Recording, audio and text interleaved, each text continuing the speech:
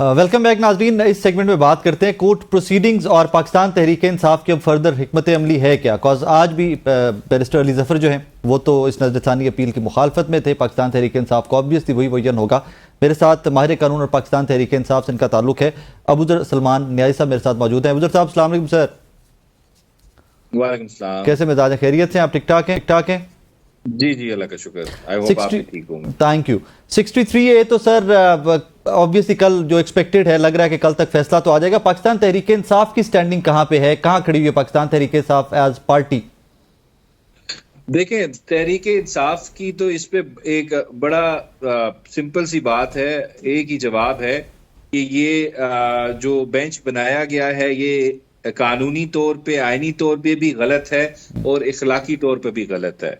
और जहां तक देखें, सबसे पहली बात है, कादी फायद ईसा साहब खुद ही जजमेंट दे चुके हैं 2015 में हुबारा बर्ड्स केस के अंदर कि रिव्यू में जो ऑथर जज है उसका बैठना बहुत जरूरी है। फिर 2021 में कादी फायद ईसा साहब के अपने ही केस में 6 मेंबर बेंच ने होल्ड किया था कि ऑथर जज जो रिव्यू में बैठता है that is a constitutional convention. So अपना भी एक ऑलरेडी फैसला है, सुप्रीम कोर्ट के बेशुमार फैसले हैं। अब जस्टिस मुनीब साहब को कैसे एक्सक्लूड किया जा सकता है रिव्यू बेंच से, ये बहुत परेशानी की बात है, बल्कि अनफॉर्चुनेट सिचुएशन है। सुप्रीम कोर्ट जिस नहज पे पहुंच चुकी है कादी फायद ईसा साहब के अंडर इस वक्त, और इसके अलावा जिस तरह प्रैक्टिस एंड प्रोसीजर का कानून आया, आपने देखा ऑर्डिनेंस रातों रात पास किया गया, फिर उसको घंटों में इम्प्लीमेंट कादी फायद ईसा साहब ने, और किस तरह मुनीब अख्तर साहब को आउस्ट किया गया कमेटी के अंदर से और नए जज को ऐड किया गया। फिर अब ये बेंच कैसे बना है, ना कोई जुडिशियल ऑर्डर पास हुआ है। और वो तो मैं मजाक में कह रहा था बात के, अगर आप देखें जस्टिस मुनीब अख्तर की वहां पे हाजिरी लगी हुई है। हम जब वो स्कूल यूनिवर्सिटीज में पढ़ते थे तो अपने दोस्तों की जो हाजिरी लगाते थे झूठी प्रेजेंट बोल के, आपको याद होगा, मुझे तो वो वाली टाइम याद आ गया। इस हद तक इस वक्त सुप्रीम कोर्ट चली गई है कि हमने इस केस का फैसला करना है। वे आउट क्या है? वे आउट क्या है? केओस का समा है, एक अजीब सी सिचुएशन है, बहरान है। वे आउट क्या है इसका? देखें, मैं कल खान साहब के साथ था पूरा दिन जी। तो वहां पे भी हम यही चीज डिस्कस कर रहे थे। देखिए, वे आउट तो तभी होता है जब कोई चीज कानून और आइन के मुताबिक हो। जो इस वक्त पिछले 1 महीने से, बल्कि 2 साल से, लेकिन खासकर सुप्रीम कोर्ट के अंदर तो तमाशा लगा हुआ है। आप देख रहे हैं खुद किस तरह सुप्रीम कोर्ट को इस्तेमाल करके कोशिश की जा रही है कि 2/3 मेजॉरिटी इस करंट जो इलीगल सेटअप है, मैंडेट चोर है, इनको ग्रांट की जाए किसी तरह। और ये 63A का केस लगना ही और ये बेंच भी बनना ही उसी का शाखसाना है, क्योंकि हमें पता है, हमें कंफर्म रिपोर्ट्स हैं कि अगर ये फैसला जो लग रहा है हमारे खिलाफ आएगा तो हमारे MNAs को उठाने की कोशिश की जाएगी, अगवा करने की कोशिश की जाएगी, उनकी फैमिली, उनके बच्चों को, उनकी बेटियों को, बहनों को, माओं को मारा जाएगा, धमकाया जाएगा, और साथ साथ बोलियां लगेंगी कि खरीदे वोट, मंडी लगाए सिंध हाउस में जो लगी थी, जो सुप्रीम कोर्ट के फैसले की वजह से रुकी हुई थी। और मकसद क्या है? आपने फेडरल कोर्ट बनाना है, वहां पे अपनी मर्जी का चीफ जस्टिस इंपोज करना है, ताकि ये फॉर्म 47 की जो छूटी हुकूमत है, चोर हुकूमत है, इसको फर्दर लाइफलाइन मिले। क्योंकि इंडिपेंडेंट जजेस आ गए तो ये हुकूमत घर जाएगी, क्योंकि मैंडेट चोर की बेसिस पे। पाकिस्तान तहरीक इंसाफ आपकी स्ट्रेटजी क्या है? What next? देखें, हमारी स्ट्रेटजी यही है, अब हम यहाँ पे तोपें और बॉम्ब तो चला नहीं सकते। सिविलियन है, ऑब्वियसली आपको यही रियलाइज करा रहे हैं कि जो आप कर रहे हैं गैर कानूनी, गैर आईनी काम कर रहे हैं। हम प्रोटेस्ट करते हैं, और अभी हमने डिसाइड इस हद तक कर लिया है कि हम कादी साहब की प्रोसीडिंग्स में, मतलब मेरा मशवरा ये, अभी फाइनल डिसीजन आ जाएगा कि हमने इस कोर्ट की प्रोसीडिंग में पार्टिसिपेट ही नहीं करना, क्योंकि हमें बेंच देख के पता लग जाता है क्या होने वाला है केस के अंदर। तो इस वजह से हम इसको बायकॉट करते हैं। ये गैर आईनी प्रोसीडिंग्स हैं, गैर इखलाकी प्रोसीडिंग्स हैं, हम इसका हिस्सा ही नहीं बनना चाह रहे। तो इस वजह से सुबह आप देखेंगे रिएक्शन आएगा PTI की तरफ से, कोर्ट के अंदर भी कोर्ट को रियलाइज कराया जाएगा कि कोर्ट जिस तरफ जा रही है, इससे मुल्क की आइन, मुल्क की जुडिशरी, मुल्क की जमहूरियत सब तबाह होगा। और इसके लिए जिम्मेदार जो है वो सुप्रीम कोर्ट का एक खास बेंच है जो इसको केस को चला रहा है। अब सर, आपको नहीं लगता कि एट दिस मोमेंट सारी पॉलिटिकल फोर्सेस को एक पेज पे आना चाहिए, बैठकर बात करनी चाहिए? चले रिफॉर्म्स भी सही, ऑब्वियसली 2/3 मेजॉरिटी किसी ना किसी तरह से तो इकट्ठी की जा रही है, बट ये एक पॉलिटिकल प्रोसेस है, इसमें आपको पीएमएलएन, पीपल्स पार्टी, जेयूआईएफ सबको इकट्ठे बैठकर बात करनी चाहिए, वरना तो क्राइसिस बढ़ता जाएगा। देखें राय साहब, आपकी बात बहुत अच्छी है, कानून आईन के मुताबिक पॉलिटिकल डायलॉग होना चाहिए, लेकिन अगर पॉलिटिकल डायलॉग हम उन लोगों से करें, फॉर इंस्टेंस वो शख्स जो मेरे घर पे कब्जा करके बैठा हुआ है, पहले मैं उसको घर से बाहर निकालूंगा उससे, और मैं उससे कहूंगा आज मेरे साथ बैठ के रिफॉर्म्स करते हैं, तो यहाँ पे तो ये लोग खुद सुप्रीम कोर्ट पे हमलावर हो गए हैं। पहले तो 97 में फिजिकल अटैक किया था, अब ये कागजों में अटैक कर रहे हैं, ये आईनी तरीके से, गैर आईनी तरीके से अटैक कर रहे हैं कि सुप्रीम कोर्ट को लपेट रहे हैं। जस्टिस मंशूर साहब का जो मेरे ख्याल से हमारे खिलाफ भी फैसले करते रहे हैं, वो चीफ जस्टिस बन गए। मुझे समझ नहीं आ रही इतना खौफ किस चीज का है। क्या खौफ ये है कि वो नजरिया जरूरत के मुताबिक नहीं चलेंगे? खौफ इस चीज का है कि वो इंडिपेंडेंट होंगे, वो इमरान खान से नफरत नहीं करते, वो बैठते हैं कोर्ट में तो उनको पीटीआई की चीजें जो है वैसी नहीं लगती जिस तरह यूनाइटेड नेशंस को कश्मीर लगता है, यूनाइटेड नेशंस को फलस्तीन लगता है, जिस तरह इग्नोर किया जाता है। हमें तो ये लगता है कि सुप्रीम कोर्ट यूनाइटेड नेशंस बन गई है और हम या फलस्तीन के हैं या हम कश्मीर के हैं, क्योंकि हमारी दफा टूथलेस टाइगर की तरह सुप्रीम कोर्ट बैठी होती है। तो इस वजह से हम इनके साथ क्या रिफॉर्म्स करें? ये बेनिफिशियरी हैं इस सिस्टम के, इस इलीगल मैंडेट। आप लोग एज अ पार्टी कोई ड्राफ्टिंग कर रहे हैं, कोई सजेशंस आप लोग खुद भी लेके आ रहे हैं, या बिल्कुल बायकॉट है इस सारे प्रोसेस का? देखिए, अगर ये ऐसे को रिफॉर्म आना है जिससे इस सुप्रीम कोर्ट को सेशन कोर्ट बनाना है इन्होंने, और फेडरल कोर्ट इस वजह से बनाना है कि किसी एक शख्स को वहां बिठा के उसको एक्सटेंशन दी जाए और सुप्रीम कोर्ट को नलिफाई किया जाए, तो we are not part of it.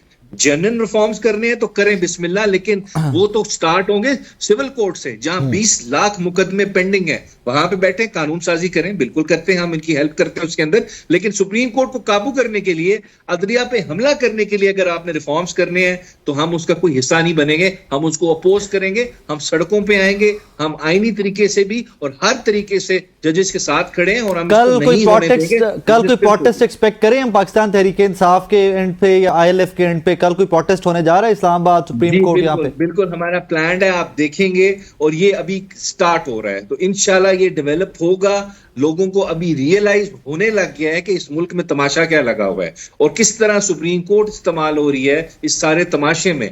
तो ये अदलिया पे जो हमला है, देखिए मेरी जात पे नहीं है, ये मुल्क की जुडिशरी पे हमला हो रहा है इस वक्त पार्लियामेंट की तरफ से, और पार्लियामेंट भी वो जो मैंडेट चोरी करके आया है, ये जेन्युइन अवाम को रिफ्लेक्ट भी नहीं करता, ये जीत के नहीं आए। ये सारे मैंडेट 17 सीटों से किस तरह 120 सीटों पे पहुंचाया गया, और अभी भी दिल नहीं भरा भाई 2/3 चाहिए। क्यों चाहिए? कि अपने मनपसंद चीफ जस्टिस को आपने फर्दर एक फेडरल कोर्ट का चीफ जस्टिस बनाना है। क्यों? क्योंकि वो चीफ जस्टिस तहरीक इंसाफ के खिलाफ फैसले करता है, क्योंकि वो चीफ जस्टिस जो है वो बैठता है तो उसको वो बाइस्ड माइंड के साथ बैठता है। Are you trying to say कि ये सारी लेजिस्लेशन, 2/3 मेजॉरिटी, कॉन्स्टिट्यूशनल अमेंडमेंट सिर्फ पाकिस्तान तहरीक इंसाफ को कॉर्नर करने के लिए आ रहा है सारा कुछ?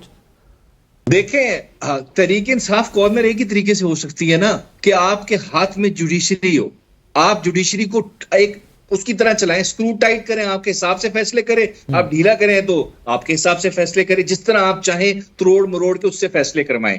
कोई इंडिपेंडेंट जज आता है, कल को मंसूर शाह साहब इंडिपेंडेंट आदमी है, मैं कहता हूं, अगर मुनीब अख्तर साहब इंडिपेंडेंट आदमी है, अगर वो आते हैं तो इनके जो डिजाइन हैं, जस्टिस याहिया साहब, जस्टिस मंदोखेल साहब, ये तमाम लोग इंडिपेंडेंट नहीं है क्या? सॉरी, जस्टिस याहिया साहब, मंदोखेल साहब, या अगली जो है बाकी जजेस हैं, याहिया अफरीदी साहब तो बिल्कुल इंडिपेंडेंट है, मैं कहता हूं, लेकिन जो चीफ जस्टिस होता है वो डिटरमिन करता है जुडिशरी की डायरेक्शन। तो अगर इंडिपेंडेंट चीफ जस्टिस आए, बिल्कुल हमें काजी साहब पे एतराज है, हमें लगता है वो बाइस्ड हैं, हमारे खिलाफ फैसले देते रहे, उनके रिमार्क्स से लगता है। मैं पूरा आपको एक चार्जशीट पेश कर सकता हूं। अगर मंसूर शाह साहब आएंगे तो हमारी फेवर नहीं होगी, जुडिशरी इंडिपेंडेंट होगी, कि all we need is independent judiciary, जिससे इमरान खान साहब जेल में नहीं रहेंगे और हमारे जो सीटें चोरी की गई हैं, हमारी 2/3 मेजॉरिटी जो चोरी की गई है वो हमें वापस मिलेगी। क्यों? क्योंकि जजेस इंडिपेंडेंट होंगे, ट्राइब्यूनल्स इंडिपेंडेंट होंगे, तो फैसले होंगे टाइम पे। लेकिन at the same time government के एंड पे या उनके क्वार्टर्स में ये पहले का एक आइडिया फ्लोट कर दिया गया था कि जो अक्टूबर में कुछ तरह का केस टेकअप होगा कि हमारा जो 8 फरवरी का इलेक्शन है वो नल एंड वॉइड हो जाएगा, तो उसके लिए तहरीक इंसाफ चाहती है कि जनाब फलां जज आए और फलां जज आए। हम चाहते नहीं है, जो आइन कहता है हम चाहते हैं वो जज आए। देखिए शाह साहब ने हमारे खिलाफ फैसले भी किए हैं, आपको पता होगा 90 डेज वाले जो इलेक्शन वाले केसेस थे, तो हम उनसे नफरत नहीं करते, हम इख्तलाफ करते हैं, लेकिन हम उनका रास्ता नहीं रोकेंगे कि वो जज ना बने, क्योंकि वो it's his right to become the chief justice of Pakistan, उनका राइट है, और वो इंडिपेंडेंट जज हैं। हम ये नहीं कहते वो हमसे नफरत करते हैं या किसी बायस्ड माइंड के साथ, एजेंडे के साथ बैठे हुए हैं हमारे खिलाफ। ठीक है, हमारे खिलाफ फैसले भी करेंगे, लेकिन जब करेंगे तो किसी असूल पे करेंगे, किसी पॉइंट ऑफ लॉ पे करेंगे। अबूजर साहब, लास्टली मुझे ये बताइएगा, सिंस आपकी कल ही इमरान खान साहब बानी पीटीआई से मुलाकात भी हुई है, और कल बड़ी गर्मा गर्म खबरें थी जेल से कि जनाब सीएम केपीके को लेकर भी उनका मूड थोड़ा ऑफ था, और आजम सवाती साहब को भी कोई एक आधा जुमला वहां पर इस तरह का आया कि जनाब बैठ जाइए आप साइड पे, रोके एंड ऑल दैट, आप किसको रिप्रेजेंट करने आए? सिंस यू वर देयर, हुआ क्या कल सारा? देखिए, मैं जब बाहर निकला हूं और मैं वहां से, मुझे केपी हाउस जाना था, तो मैं जब वहां पहुंचा हूं तो जो अंदर डिस्कशन हुई थी वो तो वहां पे थी नहीं बात। मैं आपको बता दूं, मैं किसी को नेगेट नहीं कर रहा किसी चीज से, लेकिन जो बात थी वो ये थी, इमरान खान साहब ने, जो चीफ मिनिस्टर है केपी, उनकी बहुत तारीफ की, और जो खासकर उन्होंने जलसे के बाद स्टेटमेंट दी थी वो उनकी बहुत तारीफ की, उन्होंने बिल्कुल सही बात की है। तो he was all in praises for the chief minister KP. और जहां तक आजम सवाती साहब है, उनको कुछ नहीं कहा गया, बिल्कुल ये भी बात गलत है।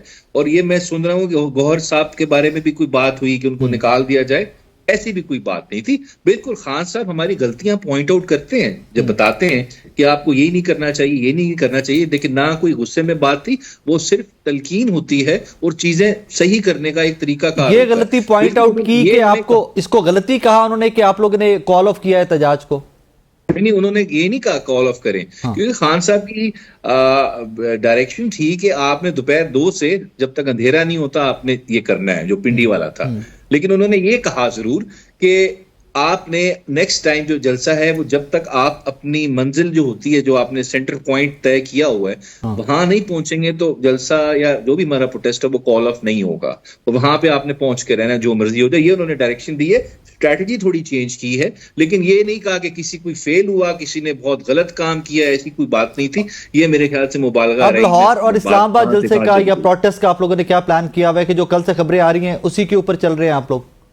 देखें, अभी चीफ मिनिस्टर साहब मिलके आए हैं, मुझे उनसे मेरी बात नहीं हुई। पहले तो हुई थी जब आप जा रहे थे, लेकिन अभी मेरी बात नहीं हुई लेटेस्ट डायरेक्शन क्या है। लेकिन कल तक तो खान साहब की यही थी कि 2 तारीख को हमने मियांवाली करना है, फैसलाबाद और बहावलपुर, क्योंकि मुल्तान में क्रिकेट टीम आई हुई थी, इस वजह से, नहीं तो मुल्तान था, वहां पे करना था। और फिर हमने उसके बाद करना है आपका 4 को इस्लामाबाद डी चौक, 5 को लाहौर, और फिर उसके बाद उसके अगले हफ्ते जीटी रोड पे जितने सारे शहर हैं हमारे मेन सिटीज हैं, गुजरात, झेलम, गुजरांवाला, पत्तों की, ये सारे एरियाज, गुजरांवाला, ये उससे अगले वीक हमारा ये प्रोटेस्ट एरिया होगा। क्योंकि खान साहब बिलीव्स कि ये फाइनल डेज हैं, इस वक्त जंग चल रही है, इस मुल्क में इनकलाब आने वाला है, लोग अवेयर हो चुके हैं, तो ये हमें बिल्कुल इस पे हार नहीं माननी चाहिए। जितना हमने 100% नहीं 200% देना है हर शख्स को, हर पार्टी के बंदे को, हर इस मुल्क की अवाम को भी देना है। तो अगर तब भी हकीकी आज़ादी नहीं मिलेगी, अदरवाइज अगर हम नहीं करेंगे कोशिश तो हमें हकीकी आज़ादी नहीं मिलेगी। अबूजर सलमान न्याजी साहब, thank you very much for time. Barrister साहब ने जो कोर्ट प्रोसीडिंग्स है उसके ऊपर भी बात की, और पाकिस्तान तहरीक इंसाफ की इंटरनल पॉलिटिक्स जो है, जो कल से रिपोर्ट हो रही थी और इसकी एंगलिंग डिफरेंट थी, उसके ऊपर भी थोड़ी सी वजाहत हमने चाहिए उनसे, और उन्होंने उसमें भी थोड़ा सा हमें गाइड किया कि this is exactly what happened and that was reported. एक छोटा सा ब्रेक, मेरे साथ रहिएगा।